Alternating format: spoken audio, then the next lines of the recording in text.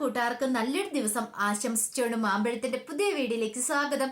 നമുക്ക് നേരെ ബാലന്റെ ഗോമതിയുടെ ഇന്നത്തെ നല്ലൊരു വിശേഷം കണ്ടാലോ. അങ്ങനെ മീനാക്ഷിയുടെ വീട്ടിൽ നിന്ന് വന്ന് അച്ഛനും അമ്മയൊക്കെ വെല്ലു വിളിച്ചിട്ട് പോയതിനു ശേഷം തകർന്ന് തരിപ്പണമായി മീനാക്ഷി നിൽക്കുകയാണ്. ഈ സമയം ബാലൻ അകത്തേക്ക് അങ്ങോട്ട് കയറിപ്പോയി. അകത്തേക്ക് പോയ ബാലൻ സെറ്റിയിലേക്ക് അങ്ങോട്ട് വീഴുവാണ്. പെട്ടെന്ന് ഈ കാഴ്ച കണ്ടുകൊണ്ട് വന്ന ഗോമതിയും എല്ലാരും കൂടെ ചേർന്ന് ബാലിനെ ചേർത്ത് പിടിക്കുക. എന്താ ബാലേട്ടാ, എന്ത് പറ്റി, നമുക്ക് ഹോസ്പിറ്റലിൽ പോകാന്ന് പറയണ. വേണ്ട, എനിക്കൊരു കുഴപ്പമില്ല. ബാലേട്ടൻ എഴുന്നേറ്റ്, ഇങ്ങനെ ഇരിക്കല്ലേ, എഴുന്നേറ്റ് വാ, നമുക്ക് ഹോസ്പിറ്റലിൽ പോകാന്ന് പറഞ്ഞിട്ട് ധർമ്മൻ എല്ലാരും കൂടെ വന്ന് ബാലിനെ പിടിക്കുകയാണ്. എനിക്കൊരു കുഴപ്പമില്ലാന്ന് പറഞ്ഞില്ലേ, അതെ എനിക്ക് കടയിൽ പോകണമെന്ന് പറയാം. കടയിൽ പോകാനോ? ബാലേട്ട കടയിലൊന്നും പോകണ്ട. എന്താ കടയിൽ പോയാലോ? എനിക്ക് കടയിൽ പോയാലേ സമാധാനമാവുള്ളൂ, ഞാൻ അവിടെ പോയിരുന്നാളാ. ഈ സമയത്ത് ധർമ്മം പറഞ്ഞു, ഒരു കാര്യം ചെയ്യാം, അല്ലെ ഞാനിവിടെ വരാന്ന് പറയണേ. വേണ്ട, ഞാൻ തന്നെ പൊക്കോളാം, ആരും എൻ്റെ കൂടെ വരണ്ടെന്ന് പറയാണ്. ഗോമതി പറഞ്ഞു, എന്താ ബാലേട്ടത്? ബാലേട്ടൻ ഇന്ന് കടയിലേക്കൊന്നും പോകണ്ട. എന്താ കടയിൽ പോയാൽ കുഴപ്പം? ഒരു പ്രശ്നവുമില്ല, ഞാൻ പോവാന്ന് പറഞ്ഞങ്ങോട്ട് ഇറങ്ങാൻ ഗോമതി വന്നിട്ട് കയ്യെ പിടിച്ചു. പെട്ടെന്ന് ബാലൻ പറഞ്ഞു, നമ്മുടെ മക്കളൊക്കെ വളർന്നു പോയില്ല ഗോമതി, നമ്മൾ ഉദ്ദേശിക്കുന്ന പോലെ ഒന്നും അല്ല, സ്വന്തമായിട്ട് തീരുമാനങ്ങൾ എടുക്കാനുള്ള പ്രാപ്തിയൊക്കെ ഉണ്ട്.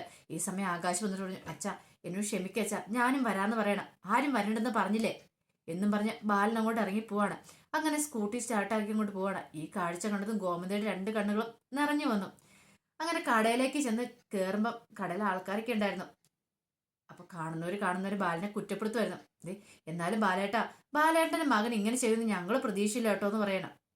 പിന്നെ വേറൊരുത്തൻ പറഞ്ഞു, എന്നാലും ഇത്രയ്ക്ക് ചെറുകിട കീഴിൽ ഒളിപ്പിച്ചു വളർത്തിയിട്ട് പെട്ടെന്ന് ഇങ്ങനെ ഒരു ദിവസം, എത്ര നല്ല അനുസരണയുള്ള കുട്ടികളായിരുന്നു, ഇങ്ങനെയൊക്കെ ചെയ്യുമോ ബാലേട്ടാന്ന് ചോദിക്കുക. അങ്ങനെ തകർന്ന തരിപ്പടമായിട്ട് കടയ്ക്കകത്തേക്ക് കയറുമ്പം അവിടെ ആനന്ദ് നിൽക്കുന്നുണ്ട്.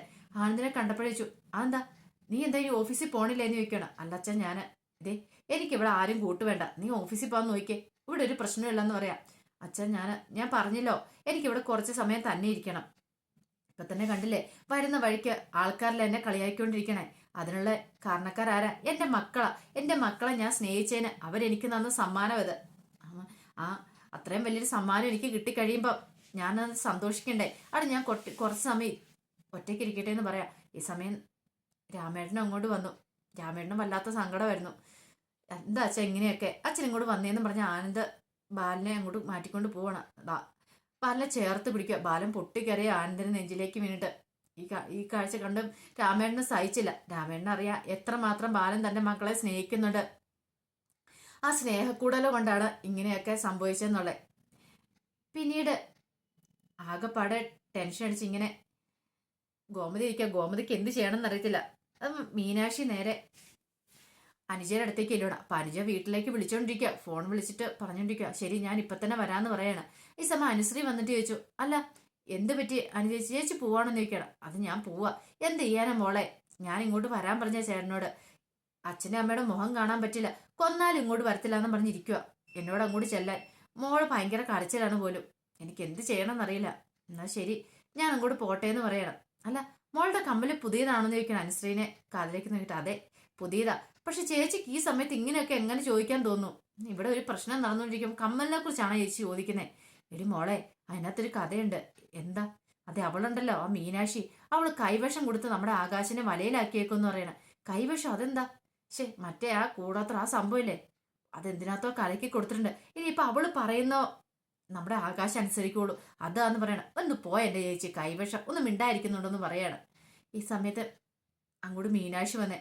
മീനാക്ഷിയെ കണ്ടതും പെട്ടെന്ന് അനുജ വിഷയം അങ്ങോട്ട് മാറ്റി. എന്നാ ശരി ഞാൻ പറഞ്ഞ പോലെ തന്നെ, ഞാനിവിടെ നിന്ന് പോകുമൊന്നുമല്ല, നാളെ രാവിലെ തന്നെ ഇങ്ങോട്ട് വരും എന്നും പറഞ്ഞ് വലിയ ആള് കളിക്കുവാണ്. അങ്ങനെ എന്ന് പറഞ്ഞാൽ അനുജ അങ്ങോട്ട് പോയി കഴിയുമ്പോൾ മീനാക്ഷി അനുസരിയുടെ അടുത്തേക്ക് സംസാരിക്കാനായിട്ട് അങ്ങോട്ട് ചെല്ലുവാണ്. അനുസരി മോളെ, എന്നാ ആകാശേട്ടൻ എന്തിയെ അങ്ങനെ ചോദിക്കാൻ വന്നപ്പോഴത്തേനും പെട്ടെന്ന് അങ്ങോട്ട് ഗോമതി വരുവാണ്. ഗോമതി വന്നിട്ട് പറഞ്ഞു, അനുശ്രീ നീ ഇവിടെ എന്തെടുക്കുവാന്ന് വെച്ചാൽ, നിനക്ക് വേറൊരു പണിയില്ലേ, അപ്പുറത്തേക്ക് പോകാൻ പറയാണ്. ഇത് കേൾക്കേണ്ട താമസം. അനുശ്രീ പെട്ടെന്ന് അങ്ങോട്ട് പോവാ. മീനാക്ഷിക്ക് വല്ലാത്ത സങ്കടമായിപ്പോയി. എന്ത് ചെയ്യണമെന്ന് അറിയത്തില്ലാത്ത വല്ലാത്തൊരവസ്ഥ. ആകാശേട്ടനാണ് എങ്ങോട്ടോ പുറത്തേക്ക് പോയത്, എങ്ങോട്ട് പോയെന്ന് പോലും അറിയത്തില്ല. ആകെപ്പാടെ സങ്കടപ്പെട്ട് മീനാക്ഷി ഇരിക്കുവാണ്. ഈ സമയത്ത് ഒരു ആലിന്റെ ചോട്ടിൽ പോയി കിടക്കുവാണ് ആരിന്റെ കൂട്ടുകാരും ഉണ്ട് അടുത്ത്. എടാ നീ ഇങ്ങനെ കിടന്നിട്ട് കാര്യമില്ല, ബാ എന്റെ വീട്ടിലേക്ക് വരാൻ ഒരു കൂട്ടുകാരൻ വിളിക്കുക, നിന്റെ അച്ഛൻ നിന്നെ ഇറക്കി വിട്ടല്ലോ, അതൊന്നും കുഴപ്പമില്ലടാ, എനിക്കതൊന്നും പ്രശ്നമുള്ള കാര്യമല്ല. അല്ല എനിക്ക് അറിയത്തില്ലാണ്ടൊരു കാര്യം എന്താണെന്നറിയാമോ, തെറ്റ് ചെയ്ത നിന്റെ ഏട്ടൻ ആകാശ്, പക്ഷെ ഇറക്കി വിട്ട നിന്നെ. നിന്റെ അച്ഛൻ എന്നെ തലയ്ക്ക് ഓളം ഉണ്ടോടാന്ന് ചോദിക്കുവാണ്. നീ ഒരു കാര്യം ചെയ്യ, എൻ്റെ വീട്ടിലേക്കോ, അവിടെ ഒരു കുഴപ്പമില്ല. നിന്റെ അച്ഛനെ പതുക്കെ പറഞ്ഞ് കാര്യങ്ങളൊക്കെ മനസ്സിലാക്കാന്ന് വേണേ. ഏയ്, അതൊന്നും നടക്കാൻ പോകുന്ന കാര്യമല്ലടാ. എനിക്കൊരു പ്രശ്നമില്ല. എന്നാ നീ ഒരു കാര്യം ചെയ്യ, നീ വേറെ എവിടെയെങ്കിലും താമസം സെറ്റാക്ക്. നിങ്ങൾക്ക് അറിയത്തില്ലാത്ത കാര്യമാ. ഇനിയിപ്പം നിങ്ങളെ എനിക്ക് താമസവരും ഒരുക്കി തന്നു പറഞ്ഞാൽ നിങ്ങളെ കൂടെ അച്ഛൻ ചീത്ത പറയും. അല്ലെങ്കിൽ തന്നെ അറിയാലോ, എന്റെ വഴി രണ്ടുപേരും അടി കൂടിക്കൊണ്ടിരിക്കുകയാണ്. ഞാൻ അതിലൂടെ പോയാൽ പറയും ഞാൻ അവിടെ അടി ഉണ്ടാക്കിയെന്ന് പറയും. ഇപ്പം എൻ്റെ കൂടെ നടന്ന് നിങ്ങൾക്ക് പരീക്ഷയ്ക്ക് മാർക്ക് കുറഞ്ഞു പോയി പറയും ഞാൻ കാരണം നിങ്ങളുടെ പരീക്ഷയ്ക്ക് മാർക്ക് കുറഞ്ഞെന്ന്. അതേ സ്വഭാവം എൻ്റെ അച്ഛന്. പിന്നെ ഞാനിത് കുറെ കണ്ടിട്ടുള്ള. ശരിക്കും പറഞ്ഞ് ഞാനൊരു അടിമയാടാ. അടിമ എന്ന് പറഞ്ഞാൽ അടി കൊള്ളുന്ന ആള്. മനസ്സിലായെന്ന് പറയാ. ഇങ്ങനെ സംസാരിച്ചുകൊണ്ടിരിക്കണ സമയത്ത് ധർമ്മനും ആകാശും കൂടെ ബൈക്കിന് ഓടി വരുന്നേ. അപ്പോഴാണ് ആര്യൻ അവിടെ കൂട്ടുകാരോട് സംസാരിച്ചിട്ടുണ്ട്. പെട്ടെന്ന് ആകാശം ഓടി വന്നിട്ട് കെട്ടിപ്പിടിക്കുവാണ് ആര്യനെ. എടാ, എന്നോട് ക്ഷമിക്കടാ, എനിക്ക് എന്ത് ചെയ്യണമെന്ന് ആ സമയത്ത് അറിയത്തില്ലായിരുന്നു. ഏട്ടൻ എന്തിനാ ഇങ്ങനെ സങ്കടപ്പെടുന്നേ? എനിക്കൊരു സങ്കടമില്ല, ഞാൻ ഹാപ്പിയാന്ന് പറയാ. നിങ്ങൾ രണ്ടുപേരും ഒന്നിച്ചല്ലോ, എനിക്ക് അത് മതി എന്ന് പറയാം. എന്നാലും എനിക്ക് ആ സമയത്ത് ഒന്നും ചെയ്യാൻ പറ്റാത്തതുകൊണ്ട്, അല്ല ഏട്ടനൊന്നും ചെയ്യാൻ പറ്റാത്തതുകൊണ്ട് എന്താ കുഴപ്പം? ഏട്ടൻ എന്തെങ്കിലും ചെയ്താൽ പറഞ്ഞായിരുന്നെങ്കിൽ ഏട്ടനെ കൂടെ ആ സമയത്ത് അവിടെ നിന്ന് ഇറക്കി വിട്ടേരാം. ഭാഗ്യം അച്ഛൻ ഏട്ടനെ കയറ്റിയില്ലോ, അത് തന്നെ സമാധാനം എന്ന് പറയാം. ഈ സമയം ധർമ്മം പറഞ്ഞു, നിങ്ങൾക്ക് നിങ്ങളുടെ അച്ഛനെ അറിയത്തില്ലാത്തതുകൊണ്ടാ ഒരു കാരണവശാലും മീനാക്ഷിനെ അവിടെ നിന്ന് ഇറക്കി വിടത്തില്ലായിരുന്നു. നിങ്ങൾ എന്താ വിചാരിച്ചുകൊണ്ടിരിക്കണേ? നിങ്ങളുടെ അച്ഛന് നിങ്ങളോട് സ്നേഹമില്ലെന്നോ? ആ മനുഷ്യൻ ജീവിക്കുന്നത് തന്നെ നിങ്ങൾക്ക് വേണ്ടിയിട്ടാ. എൻ്റെ അളിയനെ ഞാൻ ഇപ്പോഴല്ല, പണ്ടേ മനസ്സിലാക്കിയേക്കുന്ന കാര്യമോ. അത് നിങ്ങൾക്ക് അറിയാവോ? നിങ്ങളിപ്പോഴല്ലേ കാണാൻ തുടങ്ങിയത്, കുറച്ച് വർഷങ്ങളല്ലേ ആയിട്ടുള്ളൂ. പക്ഷെ എൻ്റെ ചേച്ചിനെ കെട്ടിക്കൊണ്ട് വന്ന അന്നു മുതൽ ഞാൻ അളിയൻ്റെ കൂടെയുള്ള അദ്ദേഹത്തിൻ്റെ മനസ്സെനിക്ക് അറിയാൻ സാധിക്കും. അതുകൊണ്ട് നീ ഒരു കാര്യം ചെയ്യ, തൽക്കാലത്തേനെ രാമേട്ടൻ്റെ അടുത്തേക്കാണ് പോകാൻ പറയാ. ആകാശ് പറഞ്ഞു, അത് വേണ്ട, അച്ഛൻ്റെ കാലെ കയ്യെ പിടിച്ചിട്ട് ആള് ശരി, നീ ഞാൻ വീട്ടിലേക്ക് വന്നാൽ മതി. ഒരു കാര്യം ചെയ്യ, മാമൻ്റെ അച്ഛനോട് പോയി പറയുമെന്ന് ചോദിക്കുക. ഞാൻ പറയില്ല, ഇപ്പൊ അളിയന്റെ മനസ്സ് നല്ല അഗ്നി കൊണ്ട് എരിഞ്ഞുകൊണ്ടിരിക്കുക. ഈ സമയത്ത് ഞാൻ പോയി പറയാൻ പോയിട്ട് എന്നെ കൂടെ അതിനകത്ത് ജ്വലിപ്പിച്ച് കളയും. അത് വേണ്ട, തക്കാലത്ത് ഇനി രാമേട്ടൻ്റെ അവിടെ നിൽക്കുക. പിന്നെ കുറച്ച് ദിവസം കഴിയുമ്പോഴത്തേനും അളിയന്റെ മനസ്സൊന്ന് തണുത്ത് കഴിയുമ്പോൾ നമുക്ക് വീട്ടിലേക്ക് പോകാമെന്ന് പറയാം. ആര്യം പറഞ്ഞു, എൻ്റെ കാര്യം ഓർത്തിട്ട് നിങ്ങൾ ആരും വിഷമിക്കണ്ട, എനിക്കൊരു കുഴപ്പമില്ല. എനിക്ക് ആകെപ്പാടെയുള്ളൊരു പേടി എന്ന് പറഞ്ഞാൽ എന്തായാലും അറിയാവോ, ഇനിയിപ്പം നിന്നെയും കൂടെ എങ്ങാനും എൻ്റെ ഏട്ടനെ എങ്ങാനും വീട്ടിൽ നിന്ന് ഇറക്കി വിടുമെന്നുള്ളതായിരുന്നു. ആ കാര്യത്തിൽ ഒരു സമാധാനമുണ്ട്, അത് മതിയെന്ന് പറയണം. നിങ്ങൾ പൊക്കോളാൻ പറയാണ്. അങ്ങനെ അവർ തിരിച്ചു പോവാണ്. പിന്നീട് ആര്യൻ നേരെ രാമേട്ടൻ്റെ വീട്ടിൽ ചെല്ലുവാണ്. അവിടെ പോയി കിടക്കുവാണ്. അങ്ങനെ കടയൊക്കെ അടച്ചിട്ട് രാമേട്ടൻ വരുവാണ്. രാത്രി വന്ന് ഇപ്പം നോക്കിക്കഴിഞ്ഞപ്പോഴത്തേനും ആര്യൻ ഇങ്ങനെ കിടക്കുന്ന കണ്ടു. പാവം, വീട്ടിൽ നിന്ന് അച്ഛനെ ഇറക്കി വിട്ടാലും സങ്കടത്തിലാണ് കിടക്കണേ. എന്ത് ചെയ്യാനാ? പാവം ഒന്ന് ആശ്വസിപ്പിക്കാന്നൊക്കെ കരുതി അങ്ങ് ചെല്ലുവാണ്. മോനെ ആര്യാന്ന് വിളിക്കാണ്. രാമേട്ടൻ വന്നോ? എന്താ രാമേട്ട, വിഷമായില്ലേ വീട്ടിൽ നിന്ന് ഇറക്കി വിട്ടെ? അതിന്റെ സങ്കടത്തിൽ കിടക്കുമല്ലേ, സങ്കടപ്പെടുമൊന്നും വേണ്ടാന്ന് പറയണേ. രാമേട്ടൻ എന്താ പറയണേ? ഞാനിതേ ഹെഡ്സെറ്റ് ചോദിച്ചു പാട്ട് കേട്ടോണ്ട് കിടക്കുമെന്ന് പറഞ്ഞിട്ട് ആ ഹെഡ്സെറ്റ് ഇങ്ങോട്ട് കാണിക്കുക. എന്ത് ശോകപ്പാട്ടായിരിക്കുമല്ലേ മോൻ കേൾക്കുന്നത്? ശോകപ്പാട്ട് ഒന്ന് കേട്ട് നോക്കാൻ പറയണേ.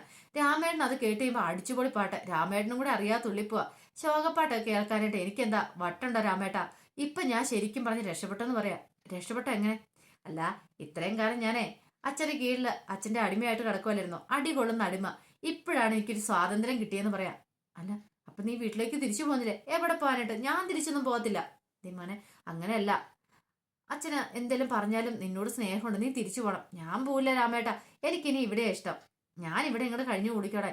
അതൊന്നും ശരിയാകത്തില്ല. എന്ത് ശരിയാകത്തില്ലെന്ന്? അതെ, ഇതെന്താ രാമേട്ടൻ്റെ കയ്യില്? ഞാൻ മോള് ഫുഡ് മേടിച്ചോളുന്ന ദോശയും ചമ്മന്തിയൊക്കെ. ദോശയും ചമ്മന്തിയാ, കൊള്ളാം. പെട്ടെന്ന് തന്നെ ആരും അവിടെ ഇരിക്കുന്നതിന്റെ കവറും എടുത്ത് കാണിക്കും. ഇത് കണ്ടോ, ചൈനീസ് ഡിഷും ഉണ്ട്, എല്ലാ ഡിഷും ഉണ്ട്. നമുക്കിങ്ങനെ അടിച്ചു പൊളിച്ച് അങ്ങോട്ട് ആഘോഷിക്കാന്നേ. രാമേട്ട എന്തിനാ ടെൻഷൻ അടിക്കുന്നത്? ഇങ്ങോട്ട് വാ രാമേട്ടാന്ന് പറഞ്ഞ് രാമേട്ടനെ പോയി കെട്ടിപ്പിടിക്കുക. അതിൻ്റെ ഇടയ്ക്ക് ചോദിച്ചു, അല്ല മോനെ, നിനക്ക് വീട്ടിൽ പോകണമെന്നില്ലേ? നിനക്ക് അവരെ കാണണം എന്നൊക്കെ ഇല്ലേന്ന് ചോദിക്കണം. ആരെ കാണണമെന്നുണ്ട്? എനിക്ക് എൻ്റെ അമ്മേനെ കാണണം, ഏട്ടന്മാരെ കാണണം, അനുശ്രീനെ കാണണം എന്നൊക്കെ ഉണ്ട്. അപ്പൊ നിനക്ക് നിന്റെ അച്ഛനെ കാണണമെന്നില്ലേന്ന് ചോദിക്കുക. പെട്ടെന്ന് ഞങ്ങൾ വിഷയം പറ്റി. അല്ല, അത് രാമേട്ട എനിക്ക് നന്നായിട്ട് വിശക്കുന്നുണ്ട്, വാ നമുക്ക് ഫുഡ് കഴിക്കാന്ന് പറയണം. രാമേട്ടൻ ഒന്നും മനസ്സിലായില്ല ഇവന്റെ മനസ്സിലിരിപ്പ് എന്താന്നുള്ള കാര്യം. പിന്നീട് ഗോമതി ഇങ്ങനെ സങ്കടപ്പെട്ടിരിക്കുക. ഗോമതിയുടെ മനസ്സിൽ ആകാശും മീനാക്ഷിയും കൂടെ കല്യാണം കഴിച്ചു വന്ന ആ രംഗങ്ങളൊക്കെ ആയിരുന്നു മനസ്സിലുണ്ടായിരുന്നത്. ഈ സമയത്താണ് അങ്ങോട്ട് ആനന്ദും ബാലനും കൂടെ കടന്നു വരുന്നത്. ബാലനെ കടന്ന് പെട്ടെന്ന് ഗോമതി ചാടി എഴുന്നേറ്റു. ബാലൻ വന്നപ്പോഴേ പറഞ്ഞു, ഇതെന്താ ഗോമതി ഇങ്ങനെ ഇരിക്കണേ? ഫുഡ് എടുക്ക്, കഴിക്കാന്ന് പറയാണ്.